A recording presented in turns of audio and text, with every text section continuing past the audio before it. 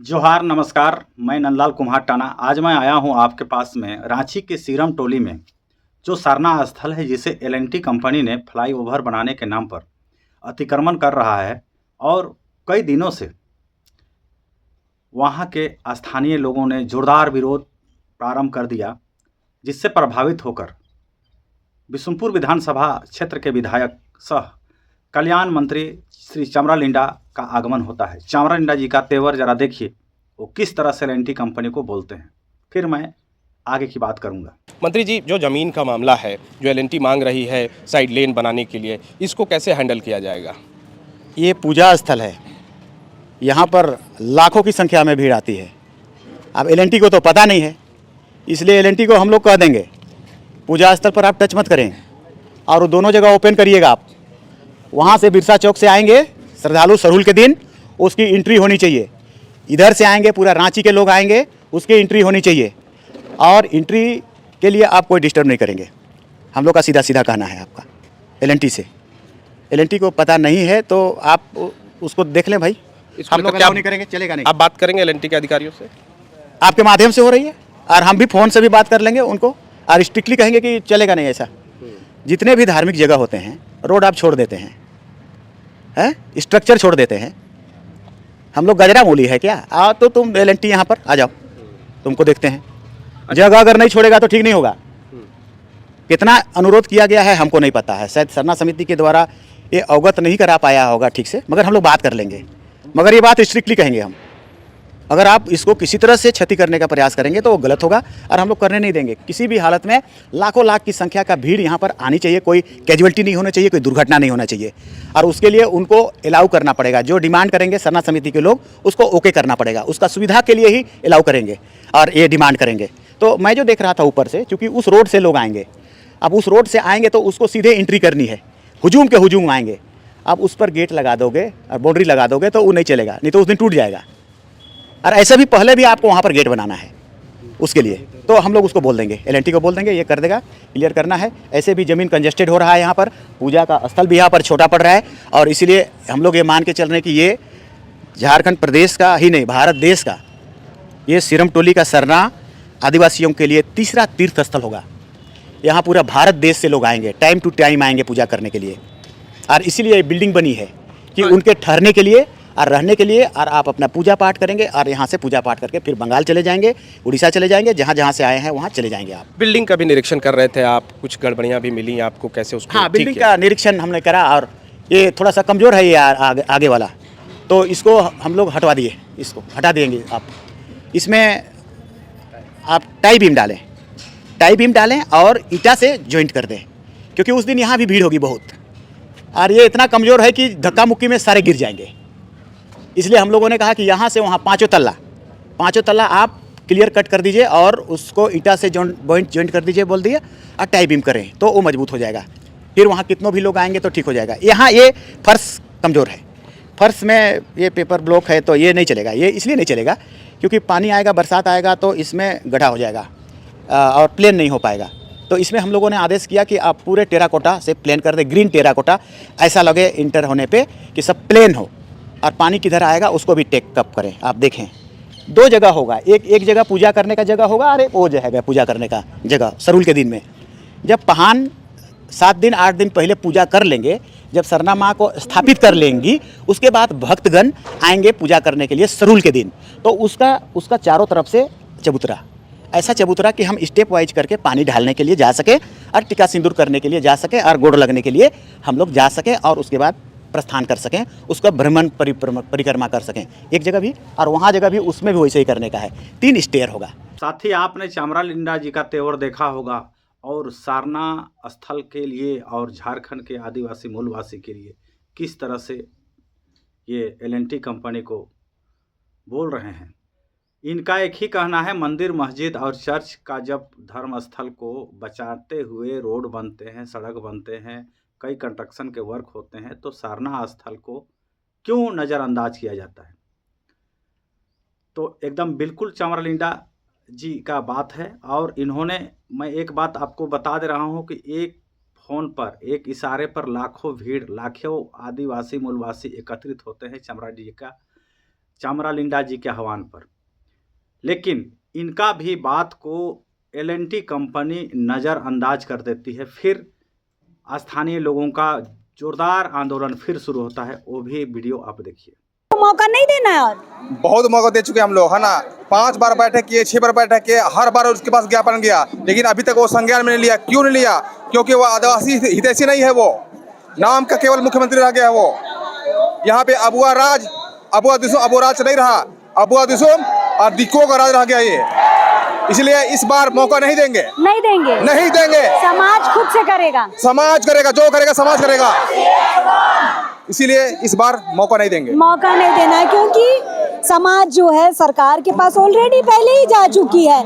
संगीता हमारे साथ। संगीता, लगातार 5वीं बैठक है, कैसे बचेगा सरना स्थल? यहाँ साफ दिख रहा है कि शासन या प्रशासन जो पद में बैठे हैं उन लोगों से तो कुछ होने वाला नहीं है। किससे होगा?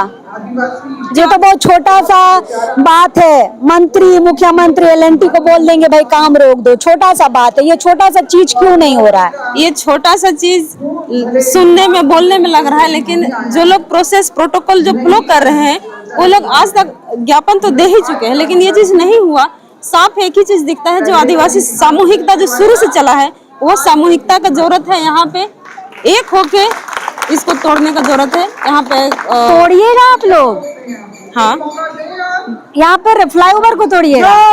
तोड़ा जाएगा। ऑर्डर से आए हैं? हाँ? मेरा नाम कैसे बचेगा सरना स्थल, ये बताओ।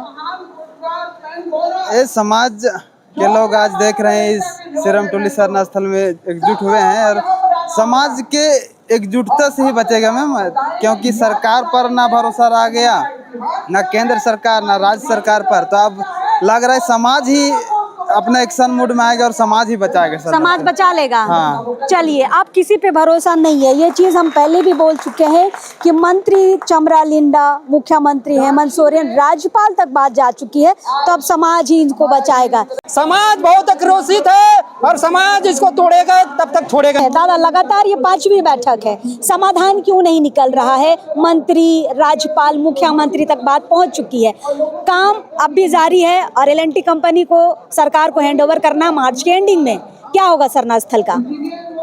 देखिए, जिस परिस्थिति से अभी आदिवासी समाज गुजर रहा है ना, वो बहुत ही दयनीय स्थिति है। और जो आदिवासी समाज का आस्था और विश्वास और भरोसा का जो केंद्र है ना, केंद्रीय सरना स्थल, यहाँ का जो स्थिति और यहाँ का जो सरना स्थल का जो प्रांगण है, उसको किस तरह से विकृत किया जा रहा है, किस तरह से हमारी आस्था और भावनाओं के साथ जो ये छेड़छाड़ किया जा रहा है, खेला जा रहा है, ये बहुत ही दुर्भाग्य है। जबकि ये हमारी सरकार है ना, हमारी सरकार होते हुए, देखिए, अपना सरकार जब है और अपने लोग जब होते हैं तो अपने ही लोगों से ज़्यादा भरोसा होता है, लेकिन यहाँ जस्ट उसका उल्टा काम हो रहा है।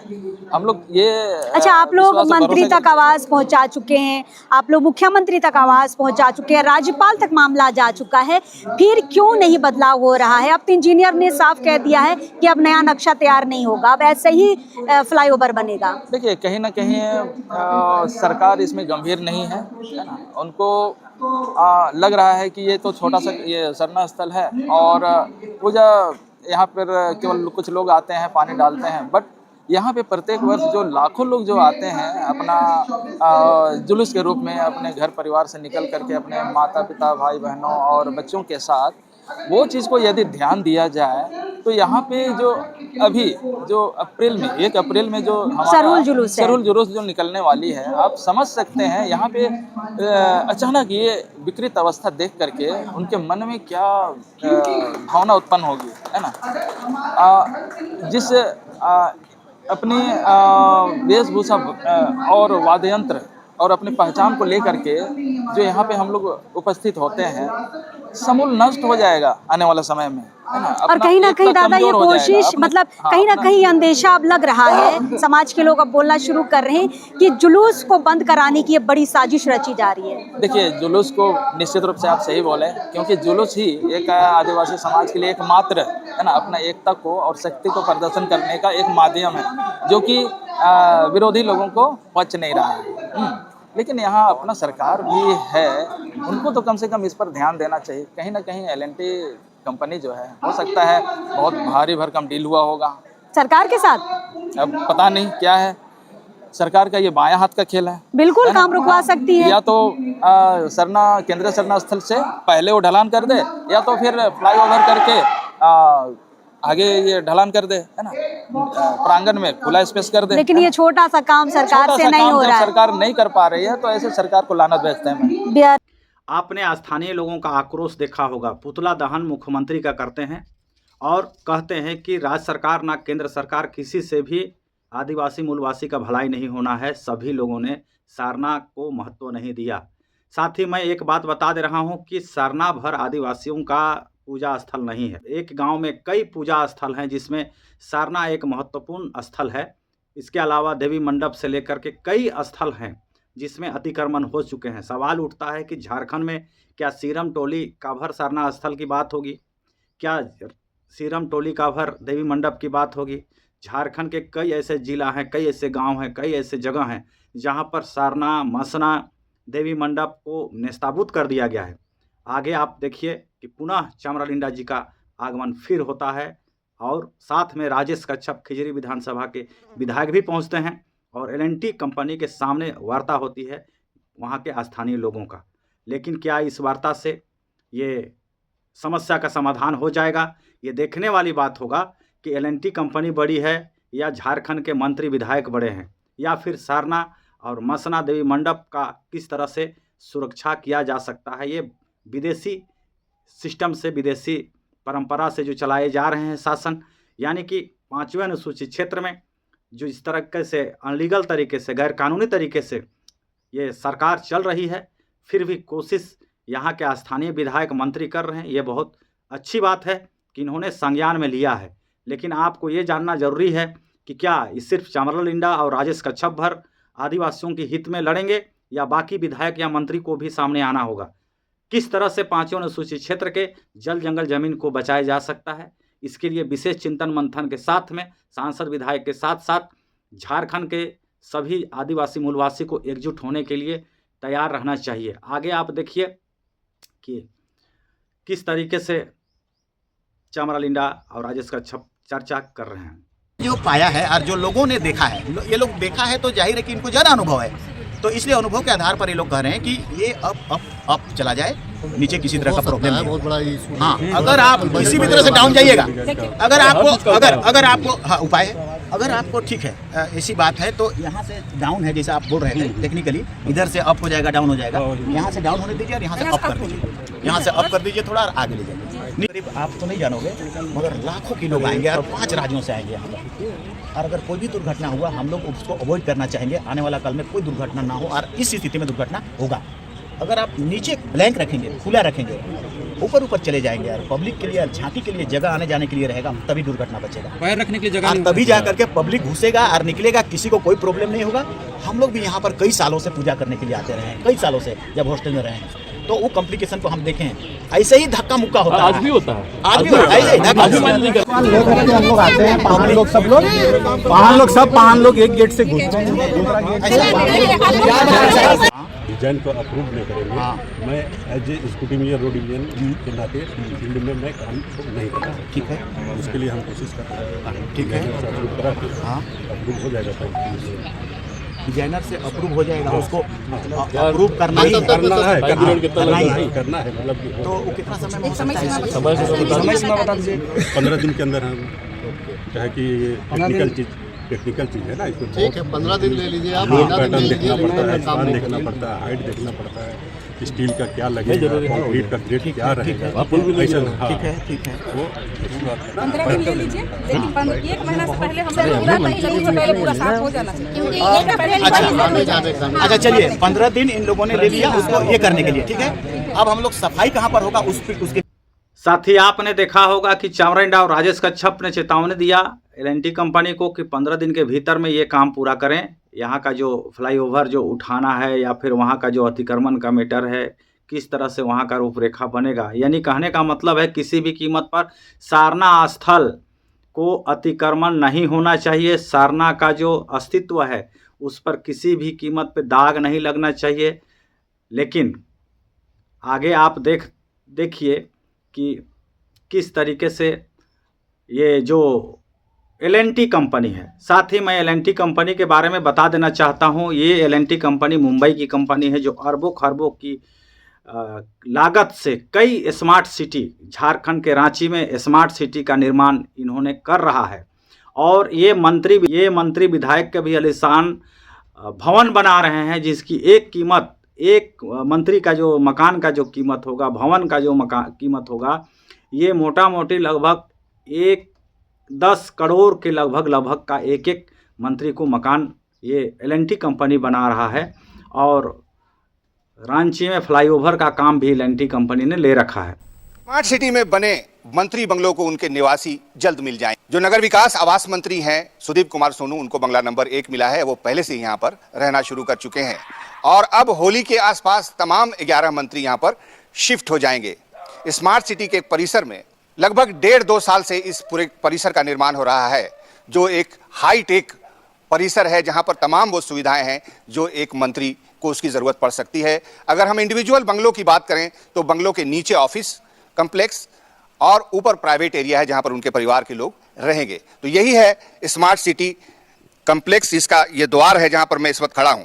अगर हम बात करें आवंटन की तो भवन निर्माण विभाग ने आवंटन किया है नगर विकास आवास मंत्री सुदीप कुमार सोनू को बंगला नंबर 1, कृषि मंत्री शिल्पी नेहा तिर्की को बंगला नंबर 2, वित्त मंत्री राधा किशोर को बंगला नंबर 3, डॉक्टर इरफान अंसारी जो स्वास्थ्य मंत्री हैं उनको बंगला नंबर 4, पेयजल स्वच्छता मंत्री योगेंद्र प्रसाद को बंगला नंबर 5, जल संसाधन मंत्री हफीजुल हसन बंगला नंबर 6 में रहेंगे और आदिवासी कल्याण मंत्री को मिला है बंगला नंबर 7। दीपक बुरुआ जो भूमि सुधार निबंधन मंत्री हैं उनको मिला है बंगला नंबर 8। दीपिका पांडे सिंह बंगला नंबर 9 की निवासी होंगी। शिक्षा मंत्री रामदास सोरेन बंगला नंबर 10 में रहेंगे और श्रम कल्याण प्रशिक्षण उद्योग मंत्री संजय प्रसाद यादव बंगला नंबर 11 के निवासी होंगे। तो जैसा कि मैंने आपको पहले ही बताया कि बंगला नंबर 1 जहां पर अभी सुदीप कुमार सोनू पहले से ही रह रहे हैं वही यहां पर शिफ्ट हुए हैं धीरे धीरे, और 3-4 मंत्री यहां पर आकर के अपना बंगला और उसकी सुविधाओं का आकलन कर चुके हैं। धीरे धीरे लगभग होली के आसपास तमाम मंत्रीगण यहां पर रहने लगेंगे। साफ तौर पर कहा जा सकता है कि एक परिसर में तमाम मंत्री अगर शिफ्ट होते हैं तो उनको पूरी सुरक्षा मिलेगी, उनको बहुत ज़्यादा डिस्टर्बेंस होगी। नमस्कार, आप देख रहे हैं न्यूज़ बाइस्कोप। मैं हूं आपके साथ सुमन कुमारी। अभी हम मौजूद हैं धुरवा के स्मार्ट सिटी के पास में, जहां पर कि नए मंत्रियों के जो आवास हैं वो बनकर रेडी हुए हैं। हम आपको बता दें कि जो यहां पे आवास बने हुए हैं वो कुल 11 आवास यहां पर बने हुए हैं, जिसकी लागत तो पहले बताई जा रही थी कि 70 करोड़ है, लेकिन 115 करोड़ की लागत लगी है, जो कि पूरी तरह से अभी बनकर तैयार है। ये मुंबई की कंपनी झारखंड में अरबों खरबों का काम तो कर रही है, और जिस मंत्री और विधायक के बात नहीं सुनते हैं, जिसकी बातों को अनदेखा करते हैं, क्या ऐसा एल&टी कंपनी, ऐसे कंपनियों को झारखंड में संरक्षण मिलना चाहिए? और नहीं मिलना चाहिए तो फिर क्यों ये सरकार ये एल&टी कंपनी को कार्य दी है? वर्तमान में आप जान रहे हो कि चामराइंडा मंत्री हैं, पर इससे पहले वाली सरकार में चामराइंडा मंत्री नहीं थे। उस वक्त हेमंत सोरेन की सरकार ने एल&टी कंपनी को ये काम वर्क दिया और केंद्र सरकार मिल करके ये काम एल&टी कंपनी को दिया है, और दोनों सरकारें मिल करके ये आदिवासी मूलवासियों का जो सारना स्थल है, इसको आप देख रहे हैं जो विपत्ति खड़ा हुआ है, जो समस्या खड़ा हुआ है। अगर इस परिस्थिति में आप देख सकते हैं कि झारखंड में लोगों को खाने के लिए, झारखंड के लोगों को रोजगार करने के लिए, झारखंड के लोगों को नौकरी करने के लिए, झारखंड के लोगों को व्यापार करने के लिए सरकार के पास पैसे नहीं है, फिर भी नेता और मंत्रियों के नाम पर अरबों खरबों रुपये के खर्च किए जा रहे हैं एक, जबकि पूर्व में जितने भी मकान बन पड़े हैं, जितने भी भवन हैं, सब अच्छे भवन हैं, फिर भी मंत्रियों को नए मकान की ओर दिया जा रहा है। इसीलिए दिया जा रहा है कि ये मंत्रियों को किस तरह से किसी भी तरह का डिस्टरबेंस ना हो। इनका कहना है कि एक अलग जगह पे मंत्रियों को रखेंगे ताकि उनको सुरक्षा की दिक्कत नहीं होगी, उनको किसी तरह का डिस्टरबेंस नहीं होगा। कहने का मतलब है कि क्या झारखंड के मंत्री, मिनिस्टर, विधायक को क्या झारखंड के लोग डिस्टर्ब करते हैं? झारखंड के मंत्री को क्या सुरक्षा एकदम ज़बरदस्त चाहिए? झारखंड के जनता जो मालिक है जल जंगल ज़मीन का, उसको सुरक्षा नहीं चाहिए? या फिर झारखंड के जो जनता है जिसके लिए अबुआ आवास और प्रधानमंत्री आवास 2 रूम का 4 छोटा छोटा, जिसमें एक जानवर भी रखा नहीं जा सकता है, जितने मंत्री विधायक के जो बाथरूम है उससे कई छोटा हमारा अबुआ आवास और प्रधानमंत्री आवास है। ऐसे भी सम परिस्थिति में इस मुद्दा को कौन आवाज़ उठाएगा और कब बात रखेगा। साथ ही जो वोट दे लोकतंत्र, इनका जो कहना होता है कि लोकतंत्र में जो वोट देता है वो मालिक होता है और वोट लेता है वो नौकर होता है। तो नौकर को आलीशान बंगला और मालिक को बैल गरू रखने जैसा गुहार घर जैसा छोटा सा मकान, जिसमें मतलब माँ बाप, बेटा पुतोह या भैंसुर या आने जाने वाला अतिथियों के लिए भी जगह नहीं होता। इतना छोटा मकान में ये लोग सरकारी आवास दे रहे हैं, जबकि अरबों खरबों रुपया अपने सुख सुविधा के लिए खर्च कर रहे हैं। ये सारा षड्यंत्र पूंजीपति और ब्यूरोक्रेसी का है, जिन्होंने किसी भी कीमत पर झारखंड के आदिवासी मूलवासी को आर्थिक रूप से मजबूत नहीं होने देने का इनका विचार है। तथा आपको इस बात को विशेष तौर पे समझना बुझना चाहिए और कैसे हमारा झारखंड आगे बढ़े, किस स्थिति में हमारे आदिवासी मूलवासी का विकास हो और विकास के नाम पर हमारा ज़मीन का लूट बंद हो, इस स्थिति में आगे विचार करने की ज़रूरत है। आज का वीडियो है इतना ही। जोहार, नमस्कार, धन्यवाद।